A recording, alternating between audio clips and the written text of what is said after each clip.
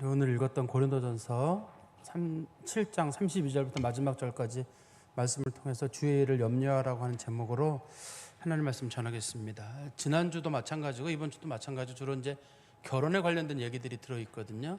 초점은 결혼에 들어있지 않습니다. 이게 7장에 보면 결혼에 대한 얘기가 여러 개 나와요. 결혼을 하는 게 옳으냐 그러느냐, 안 믿는 사람하고 결혼하는 게 옳으냐, 사별한 사람이 재혼하는 게 옳으냐 그러냐, 주로 이제 그런 얘기들을 계속 다루고 있는데요. 결혼에 대한 얘기가 초점은 아닙니다. 그래서는 초점은 뭐가 더 중요하냐면 뭐가 더 중요한 줄 알고 그걸 잘 찾아라. 지난 시간에 말씀에서는 핵심적인 내용이 뭐냐면 결혼을 할 것이냐 말 것이냐의 문제에 대해서 그것보다 더 중요한 건 예수님 금방 오시는데 그거 어떻게 준비할 거냐. 예수님 오시는 걸 준비하는 사람에게서는 결혼을 안 하는 사람이 예수님 오시는 날을 준비하기가 더 편하다. 결혼을 한 사람들은 아내를 돌봐야 되고 남편을 돌봐야 되고 자식을 돌보는 일이 있기 때문에 오로지 주의 일에 집중하지 못하는 일이 있으니 주님께서 곧 오신다는 걸 마음에 두고 있고 또 향후 그리스도인들의 큰 박해가 있을 거거든요. 그 박해가 있을 걸 대비하면 내가 너희를 아끼는데 웬만하면 결혼하지 마라, 그런 뜻이에요. 다시 한번 좀 말씀드리면 지난 시간에 말씀드린 내용이 이제 그리스도인들이 결혼을 하는 게 옳으냐 그러냐, 특히 처녀들의 총각을 얘기하는 거예요. 그때 이제 많은 사람들이 뭐 결혼을 하는 거랑 이게 주님에 대한 재림이랑 무슨 상관이냐 그러는데 예수님이 금방 오신다. 그러면 금방 오실 때 너 어떡할 거냐? 준비해야 되지 않느냐? 결혼을 하다 보면 결혼 자체가 나쁜 건 아니거든요. 결혼 자체가 나쁜 건 아니고 죄도 아니지만 결혼을 한 사람들은 남편 돌봐야죠. 우리나라 같은 경우 시댁 돌봐야죠. 자녀들 돌봐야죠. 그러니 이게 결혼하지 않는 게 더 낫다. 그 다음에 향후 큰 박해가 와가지고 너희 집 식구들이 전부 다 순교당할 일이 있을 건데 너 자식들이 있으면 순교 못하지 않느냐. 그래 자식들 없는 게 더 좋은 일이다. 이제 그런 식으로 이제 우리가 지난 시간에 말씀을 좀 살펴본 내용이에요. 오늘 본문의 말씀도 좀 비슷한데요. 이것도 마찬가지로 결혼에 관련된 얘기다 보니까 많은 분들이 그러면 결혼을 하라는 겁니까? 말라는 겁니까? 그렇게 질문할 거예요. 여기서도 사도 바울은 얘기하기를 결혼하는 것도 잘하는 것이지만 결혼하지 않는 게 잘하는 거다. 그랬더니 이제 결혼하지 않고 버티는 사람들 있잖아요. 지금 30대 40대 혼자 되신 분들이 봐요, 성경에 나오지 않냐고, 결혼하지 않는 게 더 잘하는 거라고 돼 있지 않냐고, 이런 식으로 이제 합리화의 수단으로 삼을 수도 있을 거거든요. 이게 그런 뜻은 아닙니다. 이게 초점은 뭐냐면 결혼이 인간에게 굉장히 중요한 일인데 더 중요한 건 주의 일이 더 중요한 일이다. 그러니 너희들이 결혼을 하지 않고 주의 일을 힘써 할 사람들은 결혼하지 마라. 결혼하지 않는 사람들은 힘을 다해서 주의 일만 봉사하고 다른 거 하지 말고, 그러나 결혼한 사람은 본의 아니게 주의 일도 해야 되지만 가정의 일을 돌봐야 되는 일이 있으니 이왕이면 예수 믿는 사람들 중에 이 주님께 오실 날이 얼마 안 남았다고 생각한다 그러면 준비하라는 거예요. 결혼하지 말고 주의 일을 더 열심히 해라. 근데 이게 여러분들에게는 쉽게 와닿지가 않습니다. 지금 왜 와닿지가 않냐면 첫 번째는 이 시간이 졸려온 시간대예요. 졸려온 시간대 해가지고 무슨 얘기를 해도 이게 무슨 얘기인지 모르겠는 거예요. 제가 누군지는 알아보시겠죠? 알아보시겠어요? 그럼 살아있는 거예요. 이게 사실은 이 시간이 무슨 얘기를 해도 이게 잘 집중이 안 되는 그런 시간대가 하나가 있고, 두 번째는 재림, 임박한 환난 이런 게 너무 멀리 느껴져서 그래요. 제가 지난번에 예를 드렸었는데 어떤 내가 질병에 걸렸는데 의사가 얘기하기를 당신 살 날이 한 2달 남았습니다. 2달 어떻게 하시겠습니까? 할 때 뭐 어떤 사람들은 누구랑 뭐 여행도 가고 싶다, 뭐 사랑한다는 말도 하고 싶다, 이런 사람이 있고, 성도들은 자 내가 2달 남았는데 어떡하지? 그래 내가 재산을 정리해가지고 이거는 하나님 위해서 쓸 수 있도록 내가 선교사에게 내가 내야 되겠다. 내가 교회에다가 내고 또 성도들 누가 어려운 사람 있으면 거기다도 나눠주고, 이렇게 하는 사람이 있고, 자기 재산 그대로 가지고 있다가 그냥 난 뭐 서로 사람 관계, 누구랑 더 사랑한다는 말 하고 뭐 더 여행도 하고 뭐 이런 거에 초점을 두는 사람이 있어요. 두 달밖에 안 남았을 때. 어떤 분들은 2달 남았다 그러면 내가 엄청 이제 피해의식에 빠져가지고 어떡하냐고, 왜 나만 2달 남았냐고 이렇게 시간을 보내다가 2달 다 보내는 사람도 있고, 성경에서는 뭐냐면 2달 남았으면 그 2달 남은 기간 동안에 하나님 위해서 일해라. 하나님 위해서 일해라. 하고 결혼을 해야 돼. 결혼해봤자 얼마 남지 않지 않았니? 결혼 2달 해서 뭐하냐 지금 너 그 시간에. 두 달 살 거를 하지 말고 그냥 주님 오실 날이 금방 가까웠으니까 그 시간 동안 주의 일 열심히 해라. 그러면 결혼을 하라는 거예요, 말라는 거예요? 하려면 해라. 네가 하고 싶으면 하는데 얼마 안 남았는데 해서 뭐 하냐는 거예요. 이왕이면 안 하는 게 더 좋다는 말은 마지막 우리 인생이 끝이 얼마 안 남았다고 생각이 들면 마지막까지 주의 일 봉사하다가 주의 부름을 받으면 좋지 않느냐, 그런 식의 이게 결론입니다. 이게 우리 한번 성경 말씀 32절에 보실까요?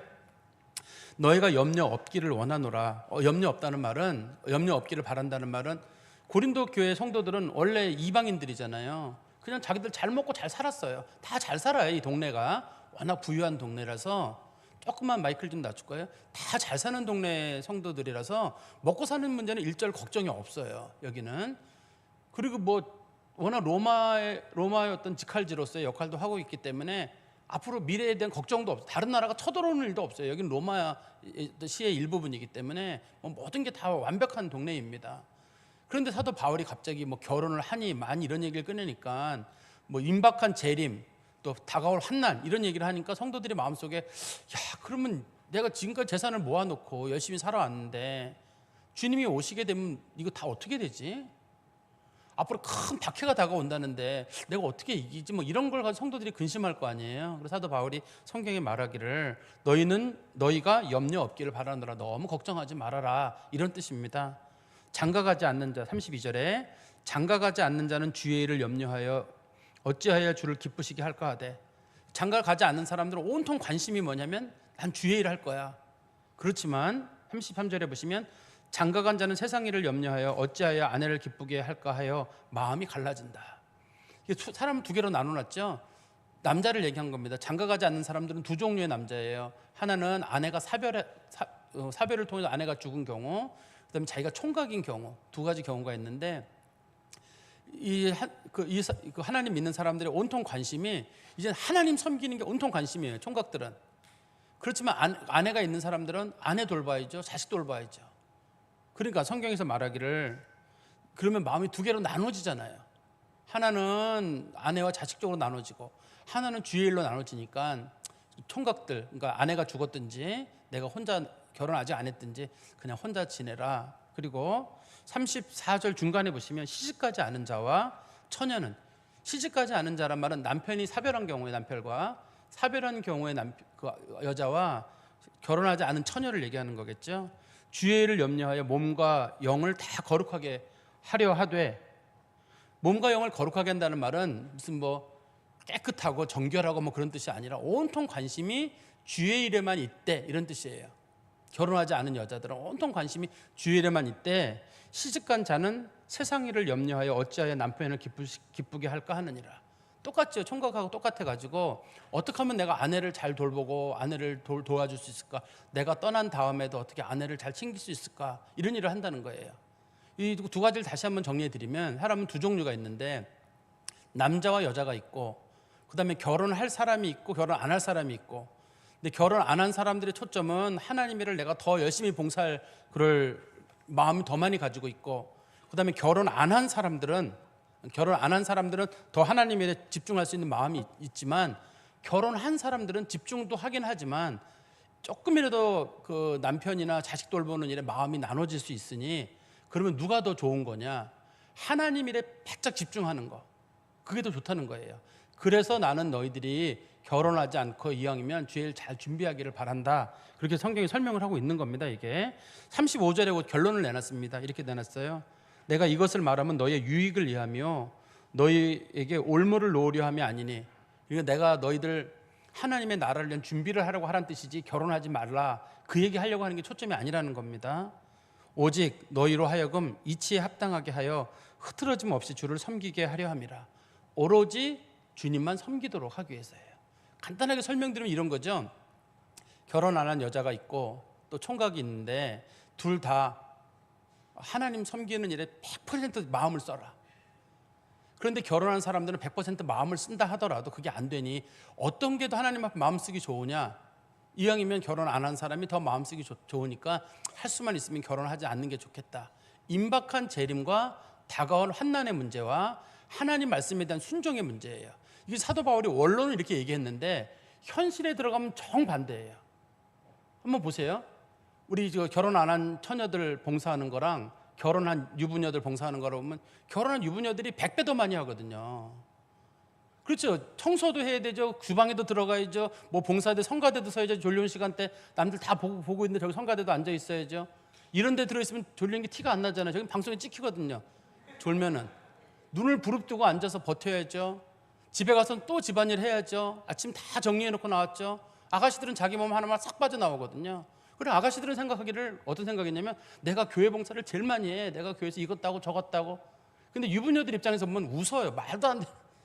봉사 자체가 비교도 안 돼요. 이게 여자들, 우리나라 여자들을 기준 놓고 봤을 때 처녀 아가씨들이 봉사하는 거는 유부녀 결혼한 봉사하는 거에 비하면 10분의 1도 안 돼. 제가 볼 때 100분의 1도 안 돼요.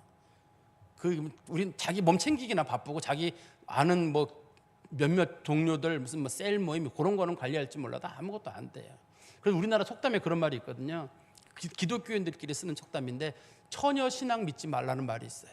들어보셨어요?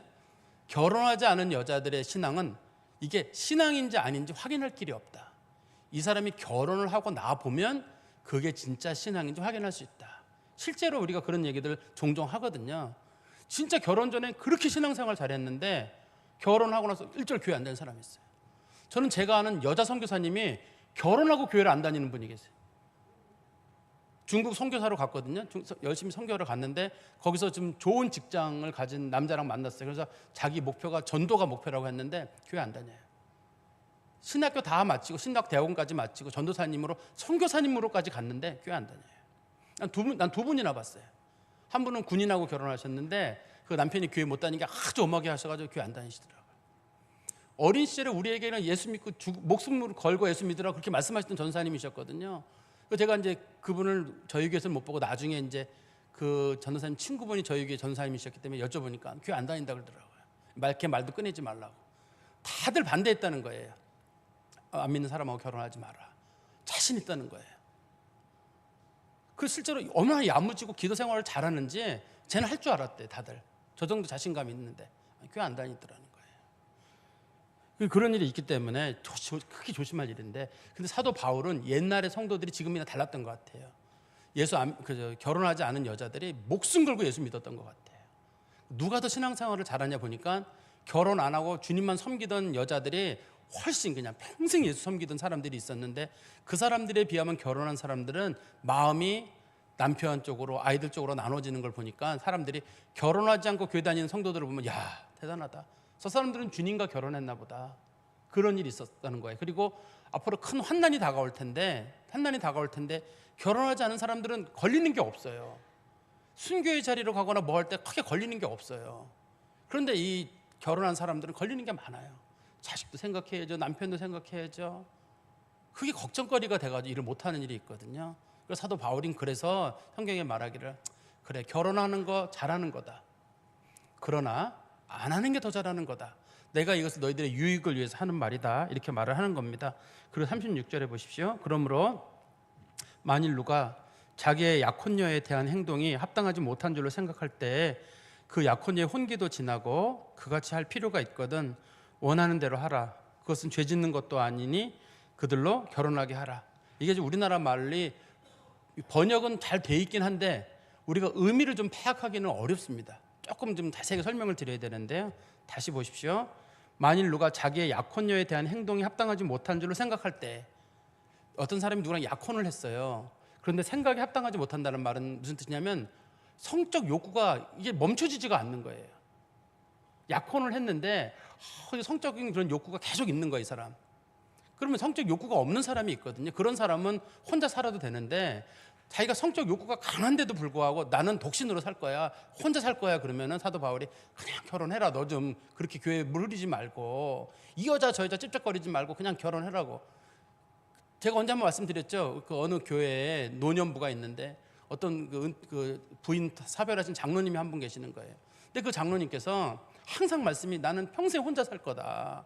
그랬는데 저 흰색 양복 입으시고 빨간색 와이셔츠 입으시고 흰 구두 신으시고 멋쟁이 내시면서 이 권사님 저건 혼자 되신 분들 자꾸 찝쩍찝쩍 대는 분이 계시더래요. 그래서 담당하시는 목사님이 그러지 마시고 재혼을 하셔라. 목사님 나는 독신의 은사라고. 우리가 봐서 당신 독신의 은사가 없다. 그냥 가라고. 그런데도 계속 독신의 은사라 그러면서 누구랑 뭐 이렇게 교회에서 뭐 춤 같은 거 이런 거 같이 할 수 없느냐. 뭐 이렇게 왜 어른들 왜 가면 춤추는 거 있잖아요. 같이 이렇게. 그런 거 왜 교회는 안 만드냐고. 그만 그러시고.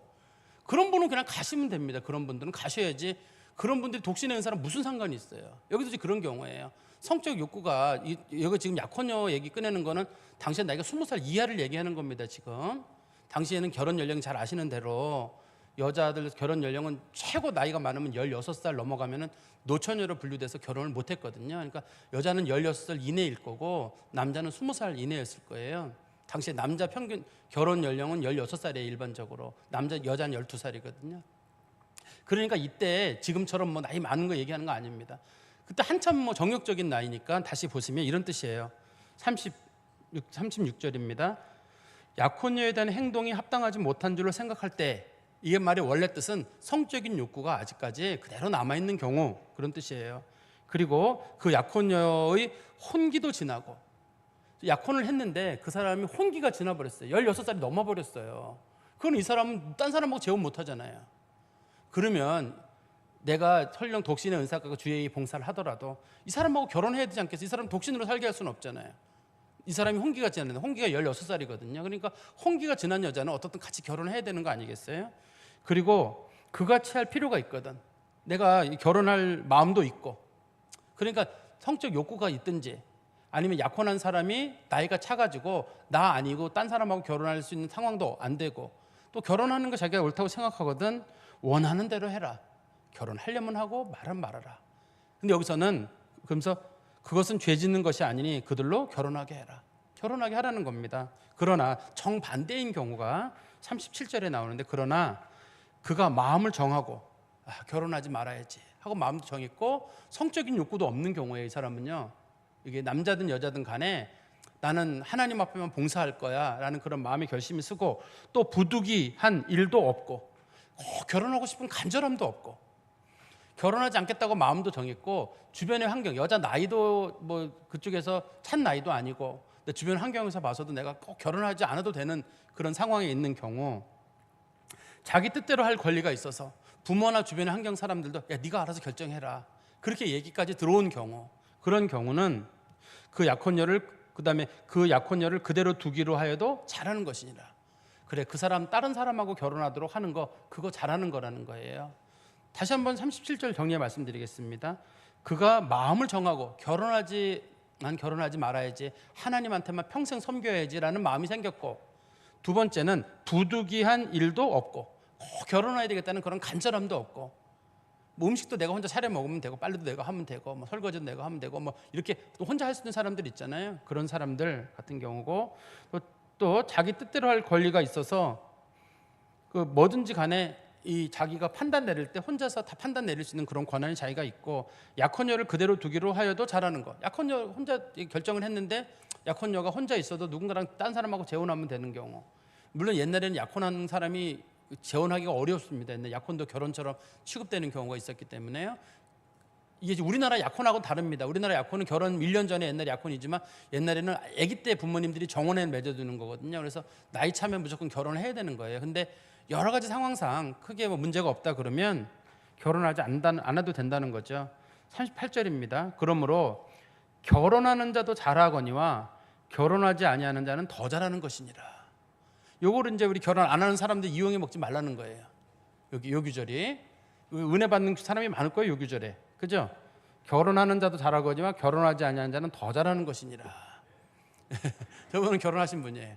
근데 여기서 아까 처음에 제가 말씀드렸잖아요. 진짜 초점은 뭐가 초점이냐면, 여기서는 내 인생이 얼마 남지 않았다고 생각이 들면 주의 일에 봉사를 할 것이냐 평생, 아니면 결혼할 것이냐, 둘 중에 선택의 여지가 있거든. 주의 봉사를 선택해라. 얼마 남지 않았다고 생각이 들면 주의 일을 선택하라는 거예요. 난 평생 주님 섬겨야지. 근데 결혼이 인생의 제일 중요한 일이란 말이에요. 일반인의 모든 사람들에게 제일 중요한 일인데, 그것보다 더 중요한 일이 주의 일이라는 거예요. 주님 섬기고 주님 앞에 봉사하는 일, 그게 제일 중요한 일이에요. 그리스도인들에게는. 우리가 그리스도인들이 한번 좀 우리 자신을 돌이켜 봐야 되죠. 우리가 아까 제가 말씀드린 대로 어떤 분이 나는 뭐 결혼할 때 그 사람 예수 믿는 사람 내가 변화시킬 수 있고 뭐 그 사람 회심시킬 수 있고 그런 건 일종의 오만이에요. 쉽지가 않아요. 그걸 하는 경우들이 있긴 한데 큰 어려움들이 있어요. 정말 아주 큰 어려움들이 있고 큰 환난을 겪어야 되는 경우가 많이 있어요. 무슨 편안하게 물론 배우자들이 따라와 주는 경우도 있는데 영적으로는 참 그게 쉽지 않은 결정이에요. 쉽지 않은 결정이고 성경에서 뒤에도 나오는데 뒤에 39절 40절에도 그 언급이 나오는데 불신자랑 결혼하는 일이 영적인 간음에 속하기 때문에 이걸 하나님 앞에 크게 조심해야 될 일이에요. 그렇게 조심해야 돼. 이것도 제가 한번 여러분들에게 말씀드린 적이 있는데 제가 한 20살 남짓쯤 됐을 때 저희 동네 가까운 동네에서 이제 그때 당시에는 부흥회가 많이 있었어요. 그래서 이제 부흥회를 갔는데 그 전도사님이 전도사님이긴 하시지만 교회 봉사를 하지 않고 군청 공무원으로 계신 분이셨어요. 분이셨는데 그 전도사님이 간증 중에 그런 얘기를 하는 거예요. 자기는 전도사 신학 공부를 했고 대학을 나와서 신학 공부를 한 전도사인데 가정 환경이 여러 가지 그래서 자기가 공무원으로 이제 당시에 생활도 하고 있었는데 남편을 전도하는 게 자기 일이었는데 남편이 술을 먹으면 그렇게 자기를 때렸대요. 근데 하루는 교회 갔다 왔는데 도끼로 자기 머리를 찍어가지고 이 도끼가 머리에 박힌 거예요. 이 상태로. 그래서 그분이 이제 응급실에 실려 가가지고 수술을 하고 그리고 다시 이제 왔는데 자기가 하나님 앞에 약속한 게 있어. 이 사람 바꾸려고 자기가 해가지고 결국 남편을 전도했다는 게 어떤 핵심이에요. 결과는. 근데 그게 참 내가 그래서 전사님이 간증하시면 자기 머리 그 도끼 맞은 자리 있잖아요. 그걸 보여주시는데 얼마나 소름 끼치는지 몰라요. 그때 한 30 남짓 됐을래나. 그분이 하시는 말씀이 믿지 않는 사람하고 절대하지 마라. 절대하지 마라. 이거 나 그때 서원 잘못해가지고 여기까지 왔는데 절대하지 마라. 그만큼 어려워서 그래요 이게. 다시 우리 성경 말씀 보십시오. 39절에 보시면 아내는 그 남편이 살아있는 동안에 매어 있다가 남편이 죽으면 자유로워 자기 뜻대로 시집갈 것이나 주 안에서만 할 것이니라. 여기 보니까 이렇게 돼 있죠. 만약에 남편이 사별을 했다. 남편과 사별을 했으면 재혼할 수 있다. 처녀가 결혼하는 경우도 믿는 사람하고 해야 되지만 여기 지금 사별한 경우도 재혼해야 되는 일이 있거든. 꼭 믿는 사람하고만 해라. 재혼도 조건이 있는 거예요. 요즘 사람들에게 가서 재혼 조건 첫 번째 물어보니까 돈이라고 하더라고요. 돈이 있냐 없냐, 인물이 없냐, 있냐 없냐. 난 믿음 얘기 끊는 사람 별로 못 봤어요. 나 신앙만 보겠다는 분은 나 거의 못 봤어요. 한 분 계시더라고요. 제가 아는 장로님께서 본의 아니게 삼원하신 분이 계신데 그분은 오로지 믿음만 보시더라고요. 근데 참 인생이 꼬이다 보니까 삼원까지 가셨는데 오로지 초점은 믿음만 보시, 딴 거 안 보시. 오로지 믿음만 보시더라고요. 근데 요즘 사람들은 뭐 돈이 있어야 된다, 뭐 재혼 조건에 뭐 돈이 있어야 된다, 인물이 있어야 된다, 뭐 이런 거 저런 거 복잡하게 따지는데 오로지 성경은 뭐냐면 믿음 봐라, 믿음만 보라는 거고. 40절입니다. 그러나 내 뜻에는 그냥 지내는 것이 더 복이 있으리로다. 그냥 지내란 말은 결혼하지 말고 그냥 지내 이런 뜻이 아니라 결혼하지 않는 이유가 재혼하지 않는 이유, 결혼이나 재혼하지 않는 이유가 뭐냐면 나머지 시간을 주께 봉사하기 위해서예요. 주께 봉사라는 겁니다. 초점이 40절 보십시오. 40절 중간에 보시면 나도 또한 하나님의 영을 받은 줄로 생각하노라. 나도 또한 하나님의 영을 받은 줄로 생각한다는 말이 두 가지 뜻이 있어요. 하나는 자기도 절제 은사가 있다는 뜻이고 첫 번째는, 두 번째는 나도란 말을 보면 어떤 사람이 얘기하기를 아니야 결혼하는 게 옳아 라고 얘기를 꺼내고 돌아다니는 사람이 있는데 나도 하나님의 영 받은 사람인데 그 사람 말보다는 내 말에 더 의미가 있다는 뜻이에요. 여기 나도란 말의 뜻은요. 그러니까 누군가는 그래도 결혼하고 그래도 재혼해야 돼라고 말하는데 사도 바울은 성경적인 예를 들거나 성령의 이끌림을 받아 말하기를 그냥 혼자 지내라. 그러니까 결혼을 해야 되는 상황이 있는 필수적으로 해야 되는 사람이나 꼭 할 사람은 해라. 하지 않을 사람들은 죽을 때까지 봉사해라. 하나님 앞에. 그게 더 하나님 앞에 복된 일이다. 우리에게 임박한 진노가 있고 그다음에 하나님 주의 재림이 있고 또 우리에게 다가올 환난이 있고 하나님이 우리에게 제일 원하시는 건 하나님 앞에 순종한 거잖아요. 우리가 근데 언제부턴가는 그게 좀 약해졌어요. 약해져가지고 우리의 초점인 예수 믿고 천국 가는 거에 대한 초점은 있지만 하나님 앞에 열심히 한 사람들에 대한 하나님의 상, 그 부분이 상당히 약해졌어요. 우리는. 저는 예수 믿는 사람들에게 상급이 있다고 믿거든요. 그런데 예를 들어서 어떤 사람이 성적이 10점짜리밖에 안 돼요. 근데 그 사람이 한 8점 했어요. 진짜 잘한 거예요. 상이 커요. 근데 어떤 사람은 실력이 한 5, 60점 돼요. 근데 그 사람이 한 30점짜리 했어요. 그럼 그 사람 반점짜리밖에 안 돼요. 그러니까 적은 능력을 가지고 큰 일을 행하는 사람이 있고, 큰 능력이 있는데 작은 일을 하는 사람이 있고. 예를 들어서 어떤 사람이 정말 어려워요. 어려운데 내가 꺼내서 10,000원을 줬어요. 근데 그 사람은 자기가 가지고 있는 돈이 5만 원밖에 없어요. 그럼 10,000원 주면은 뭐 20%를 준 거예요, 그 사람은. 근데 어떤 사람은 1억이 있는데 10,000원을 준 거예요. 그럼 그 사람은 작은 비율을 준 거잖아요. 하나님은 그런 것들을 다 귀히 보셔요. 제가 볼 땐 주의 이름으로 누군가를 봉사하고 섬기는 것들에 대한 하나님의 큰 상들이 있거든요, 하나님께서는. 그래서 누군가가 하나님 앞에 봉사하고 사람들에게 나누고 하는 거, 그건 하늘에 큰 상급이 있는 거거든요. 그 상급을 생각하는 사람들은 주의 봉사를 하는 거예요. 누가 뭐라고 하든 간에 봉사를 하는 거예요. 근데 저희 교회도 언제부턴가 이 봉사가 상당히 약해져 버려가지고, 다른 교회들은 이미 뭐 국수 봉사 안 한다는 교회들이 좀 많이 늘어나고 있잖아요. 그런 일이 많은데 우리 교회는 그런 게 좀 아니었는데, 우리도 이제 그 시대를 쫓아가고 있는 것인지 막 안 한다는 전도에도 나오고 막 그런다 그러거든요. 그러지 마시고, 우리 그리스도인들은 주의 일이 우선이에요. 근데 현대인들은 뭐가 우선이냐면 가정이 우선이에요. 가정, 직업이 우선이고, 교회는 그 다음이에요. 하나님의 일은 그 다음이에요, 다들. 성경은 정반대인데도 사람들은 나는 좋은 아버지가 되고 좋은 엄마가 되고 좋은 직장에 뭐가 되고, 이거를 자기 인생의 꿈으로 꾸는 사람이 있을 수가 있어요, 성도들 중에. 하나님께서 웃으실 일이에요. 가정 돌보지 말라는 거 아닙니다. 이미 결혼한 사람들은 가정일 돌보고 교회를 하면 힘들어요. 그러니까 그래도 초점은 어디냐? 하나님 섬기는 게 초점이에요. 근데 결혼을 안 한 사람들이 간혹 있는데, 나는 평생 결혼 안 할 거다. 그러면 내가 그래서 어떤 시설에 가서 평생 고아들을 돌본다든지, 어느 선교지가 사람들을 돌보는 일을 한다든지, 그런 분들 있잖아요, 결혼하시는 분들. 우리나라는 그 여자 목사님들이 간혹 결혼하고도 뭐 설교도 하고 뭐 이런 일이 있지만, 다른 나라 같은 경우는 이제 여자 목사님들 설교권을 잘 안 주거든요. 설교권을 잘 안 줘요. 설교권을 안 주는 대신에 그분들은 주로 장애인 시설, 뭐 복지 시설이나 또 고아원 시설 같은 데 가셔가지고 평생 봉사하시는 걸 그렇게 해서 안수를 주는 경우가 있어요. 왜냐하면 여자는 가르치는 걸 금하고 있는 성경 규절 때문에 설교하는 권한 자체는 주지는 않고, 그런 걸 하는 경우는 제가 종종 봤어요. 다른 나라에서도 좀 봤는데, 아무튼 우리 그리스도인들은 내 인생의 초점이 뭐냐? 하나님 잘 섬기는 거, 순종하는 거, 헌신하는 거. 그게 인생에 큰 무게가 있어야 돼요. 그리고 결혼이나 가정생활이나 직장은 그 다음이에요. 근데 물론 이게 현대는 너무 안 맞아요. 현대인들은 가정이 우선이고 직장이 우선이고 내가 먹고 사는 게 우선이고. 목사님은 교회랑 직업이랑 똑같이 연결되어 있으니까 목사님 말하기 쉬워요. 맞아요, 쉬워요. 제가 쉬운 건 맞습니다. 이게 직업이랑 다 같이 붙어 있잖아요. 저는 같이 쉬운 건 맞는데, 그래도 원칙은 있을 거 아니에요. 성경의 원칙은 임박한 재림, 또 다가올 환난들, 또 주께서 우리에게 주신 시간이 얼마 남지 않았다는 거, 이걸 잘 기억하시고, 내가 하나님 앞에 마지막에 뭘 할까? 내 인생은 다 대부분 정해져 있잖아요. 우리가 갈 날이 다 정해져 있습니다. 시간이 얼마 남지 않았는데, 남은 시간 동안 하나님이 힘써 섬기시는 성도 되시기를 간절히 소망합니다. 기도하겠습니다. 하나님 아버지, 주님 은혜 감사합니다.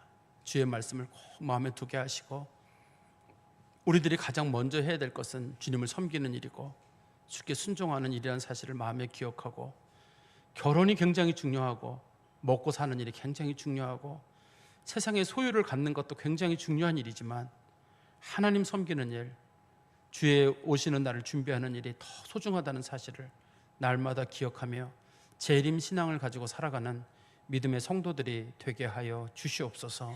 예수 그리스도의 이름으로 기도하옵나이다. 아멘.